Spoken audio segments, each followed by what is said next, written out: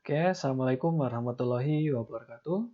Selamat pagi dan salam sejahtera untuk kita semuanya. Semoga pada pagi hari ini semuanya sehat walafiat dan kita selalu dijaga kesehatannya oleh Allah Subhanahu wa taala.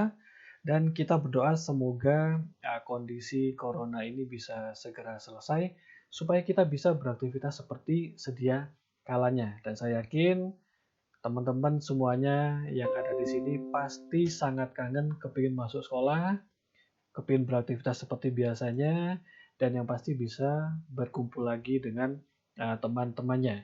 Ya, dan untuk yang berpuasa, saya doakan kuat, membawa keberkahan sampai nanti waktunya berbuka.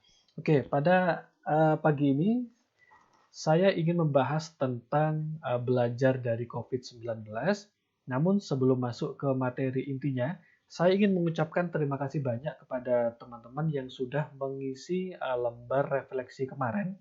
Karena dari hasil refleksi kemarin, saya pribadi bisa memahami kondisi kalian dan semoga apa yang saya lakukan ini sesuai dengan kebutuhan kalian dan sesuai dengan kondisi kalian. Oke, sekarang kita masuk kepada materi intinya. Belajar dari COVID-19. Nah, sekarang ini kita mindset pikiran kita bahwa yang namanya corona ini juga memiliki dampak positif bagi kita. Ya, jadi kita geser dulu dampak negatifnya, kita fokus ke hikmah dari COVID-19. Ini ada pesan dari COVID-19. Karena saya, semua orang mengenal program pembelajaran daring dengan berbagai kelemahan dan kelebihannya. Ya, sejak adanya wabah corona ini, semua kegiatan dilakukan dalam rumah dan proses daring ini kita lakukan. Ya, kalau bukan karena corona, kita tidak akan mengenal proses daring ini kayak gimana, kelemahannya apa dan kelebihannya juga apa. Nah, pengalaman apa saja yang kita peroleh dari proses pembelajaran daring? Yang pasti kita mengetahui kelemahannya apa, kemudian kita mengenal kelebihannya apa, kemudian kendala proses daring ini apa, kemudian saran terpenting tentang daring ini apa. Dan keempat, pokok bahasan ini adalah semuanya hal yang baru. Ya, semua hal yang baru yang sebelumnya kita nggak tahu apa-apa. Dan memang ketika kalian semuanya dirumahkan, ini memang tidak ada briefing sama sekali. Kalian libur kelas 12 ujian USBE UNBK, kemudian kelas 10, kelas 11 diliburkan, dan sebelum kalian masuk ada berita kalau ada corona ini, maka semua kegiatan bukan diliburkan, tapi dilakukan di dalam rumah. Nah, akhirnya proses pembelajaran juga harus tetap berlangsung. Akhirnya berlakulah pembelajaran dalam jaringan atau daring. Nah, selanjutnya, ini apa maksud dari semua itu tadi? Yang pertama, kelemahan. Kelemahan adalah respon terhadap hal baru dan menjadi kendala tersendiri dari kita. Ini merupakan hal yang sangat wajar jika kita mengatakan kelemahan jika itu tidak sesuai dengan diri kita. Ya, betul. Ketika kita melakukan hal yang baru dan ada sesuatu yang menghambat dalam diri kita, ini pasti kita sebut sebagai kelemahan. Kemudian ada kelebihan. Kelebihan adalah respon positif yang kita tunjukkan terhadap hal baru yang kita temukan dan kita menyukainya. Sesuatu hal yang menarik akan memiliki kesan tersendiri bagi diri kita. Ya, kelebihan ini akan muncul ketika kita melakukan sesuatu dan kita merasa nyaman dan kita merasa, oh iya ternyata enak ya. Seperti halnya banyak yang menyebutkan kelebihan dari pembelajaran daring ini adalah kita bisa mengerjakan tugas di mana saja, di kamar bisa, di ruang tamu bisa, dan menggunakan pakaian terserah, bebas. Bahkan ada yang bilang nggak perlu mandi, tapi bisa langsung mengerjakan tugas, Pak. Oke. Selanjutnya, kendala. Kendala adalah sesuatu hal baru yang menjadi hambatan ketika melaksanakan program pembelajaran daring. Namun, artinya ketika kita menemui kendala, itu artinya kita sudah mempelajari banyak hal. Oke, seperti proses daring, kalian akan merasakan kendala ketika kalian mencobanya. Ya, jadi sudah melakukannya dulu, baru dirasakan ada kendala atau tidak. Kalau kita belum mencobanya, bagaimana caranya kita tahu ada kendala, ya. Jadi bagus buat kalian yang sudah mengikuti proses pembelajaran daring ini seperti apa. Nah, kemudian ada saran terhadap daring. Ini adalah respon positif yang muncul ketika kita sudah melaksanakan program pembelajaran daring. Banyak ide baru yang muncul dan sangat kreatif dan bervariasi. Nah, jujur, dari hasil tulisan kalian, saya bisa merangkum apa keinginan dari kalian dan sesuai dengan kondisi kalian saat ini. Mungkin seperti hal yang saya contohkan sekarang, saya ingin tetap memberikan pengetahuan baru terhadap kalian, informasi baru dengan cara bukan hanya memberikan PPT saja, tapi ini saya coba untuk memberikan penjelasan secara langsung. Dan jujur, ini adalah hal yang baru juga buat saya, dan saya kemarin browsing-browsing gimana caranya. Ya.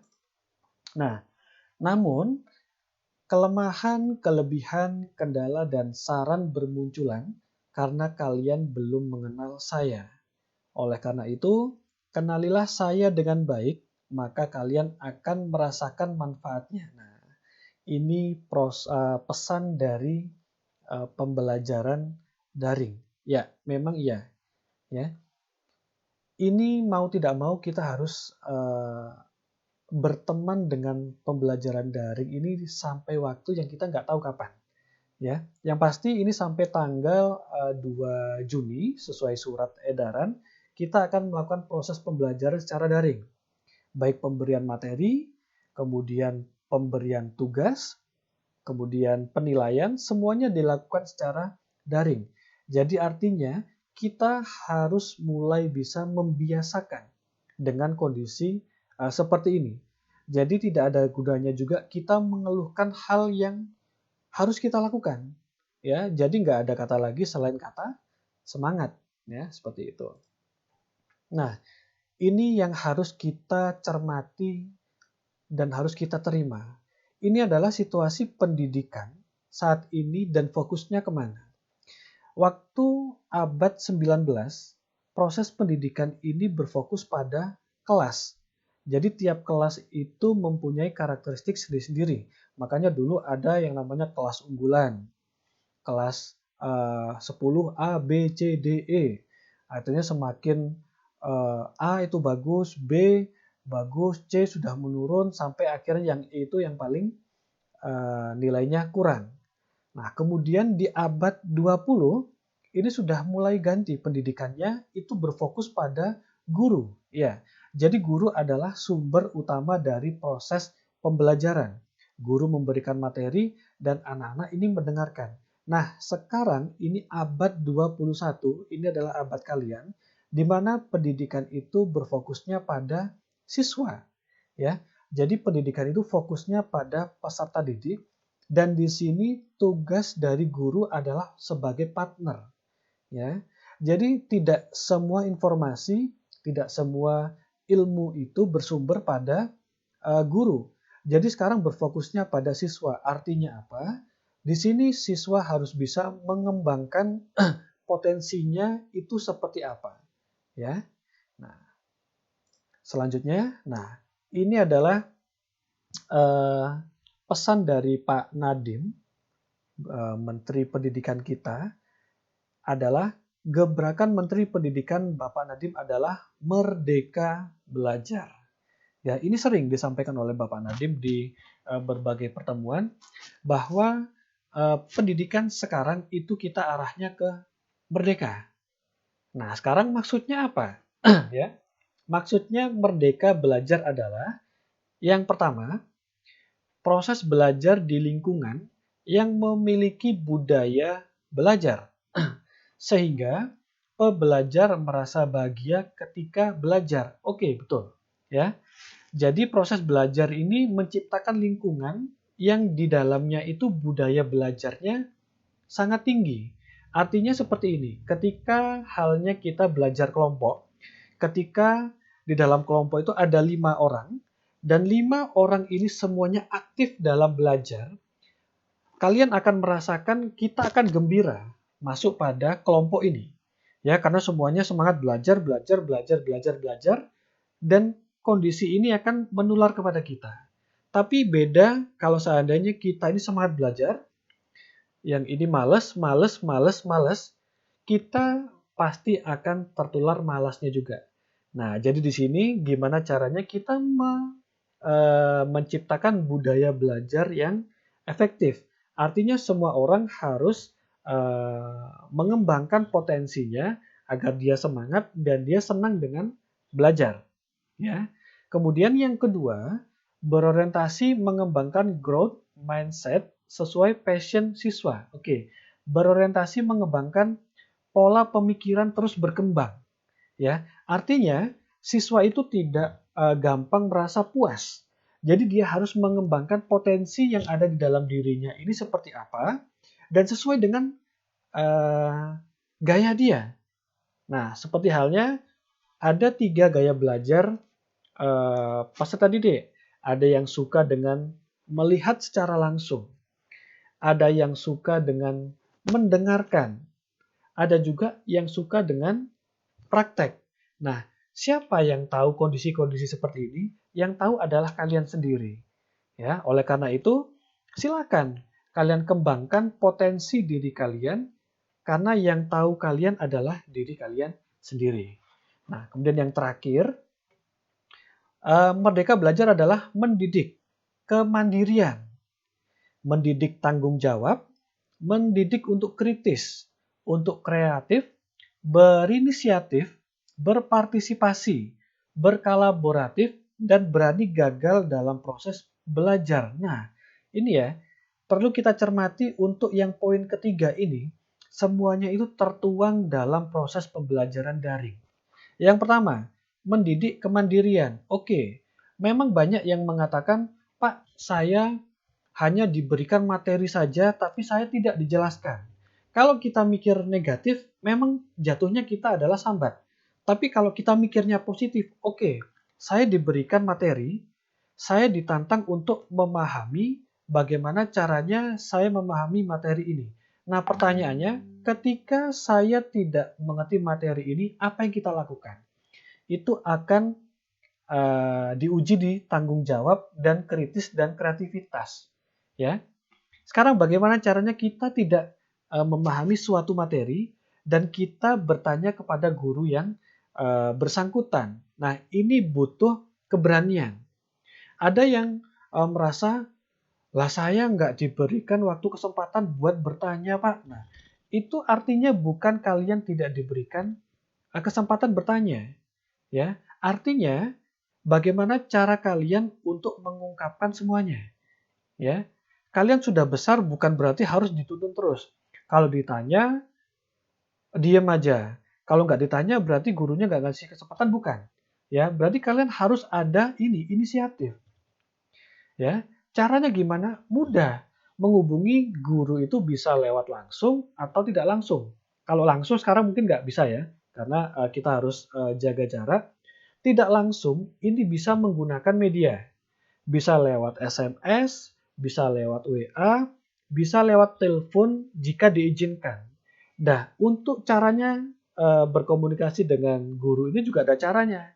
Ya, bagian cara menulis pesannya, waktu mengirimkan pesannya, ini juga harus diperhatikan. Tapi saya yakin semuanya pasti sudah paham caranya berkomunikasi dengan guru seperti apa, ya.